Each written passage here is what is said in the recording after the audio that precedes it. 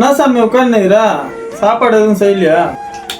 இல்ல சாமி, ஒன்னும் சாப்பாடு செய்யல. நீ வந்துட்ட பிறகு என்ன செய்யுதுன்னு கேட்டுன்னு செய்யலான்னு உட்காந்துக்கணும் சாமி. அது என்ன சாமி கேட்க போற?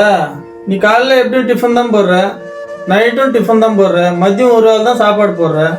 இப்போ நைட்டும் ஏதாவது டிஃபன் செஞ்சிருப்போ. காலையில சேமியா செஞ்சேன், நீ சாப்பிடல, அதனால தான் நைட்டு உன்னை கேட்டுன்னு செய்யலான்னு உட்காந்துக்கணும் சாமி. சாமி காலைல சேமியால உப்பே இல்லை சாமி, எப்படி சாமி சாப்பிட்டு போத்துன?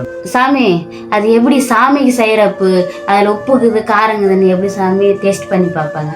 முதல்ல சாமி சாப்பிட்டா தானே சாமி நாங்கள் சாப்பிட்றதுக்கு. சாமி நீ வீட்டுல உப்பு போட்டு பார்க்கறதுக்கே எச்சப்பட்டுன்னு சொல்றிய, அப்படின்னா ஹோட்டல்ல எல்லாம் டேஸ்ட் பண்ணாம சமைக்கிறாங்க. சாமி இப்போ வேலைக்கு போறாங்களே அவங்க எல்லாம் போய் ஹோட்டல்ல சாப்பிட்றாங்கல்ல, இப்போ ஹோட்டல்ல சமைக்கிறவங்க ஃபர்ஸ்ட் டேஸ்ட் பண்ணிட்டு தானே அப்புறம் சாமிகளுக்கு போடுறாங்க. சாமி அது போலலாம் பேசாது சாமி. வீடும் ஹோட்டலில் ஒன்றா சாமி. வீட்டிலன்னா 3 பேருக்கு சேர்ந்து சமைப்போம், ஹோட்டலன்னா நிறைய பேருக்கு சேர்த்து சமைப்பாங்களா சாமி? அதெல்லாம் எப்படி சாமி ஒன்றாயிடும்? வீட்டில் எச்சப்படாது தான் சாமி செய்வாங்க. சரி சாமி, தக்காளி சாதமா செய்ப்போங்க, மணிகண்ட சாமி வரப்போகுது சாப்பிடலாம். சரி சாமி, நான் போய் சமைக்கிறேன். ஓம் சுவாமி சரணமையப்பா.